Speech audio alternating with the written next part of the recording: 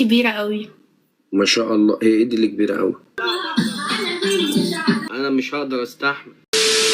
ليلة واحدة قلبت السوشيال ميديا رأس على عقب، في ليلة بتعدي مرور الكرام، وليلة واحدة بتغير كل حاجة. ليلة سقط فيها عدد من أشهر الوجوه على السوشيال ميديا. ناس كانوا دايما فوق في الترند بيتصدروا المشهد، لكن فجأة الأضواء اتحولت من لايفات وتحديات لأمر ضبط وإحضار، تحقيقات رسمية واتهامات تقيلة. الناس هنا بدأت تسأل إيه اللي بيحصل؟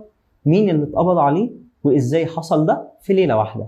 الحقيقة اللي حصل ما كانش مجرد صدفة ولا مجرد حظ وحش لبعض صناع المحتوى. اللي حصل كان تحرك أمني واسع النطاق، عملية منظمة استهدفت عدد من البلوجرز اللي تحولت صفحتهم من مجرد وسيلة للتعبير لمنصات محتوى خادش بيكسر القيم وبيهدد بشكل صريح أخلاقيات المجتمع المصري. الأسماء دي تقيلة، ناس عندها ملايين المتابعين، ناس كانوا بيكسبوا من كل لايك وكل شير، لكن المرة دي اللايكات ما حمتش والشهرة ما شفعتش والقانون اتحركوا بسرعة.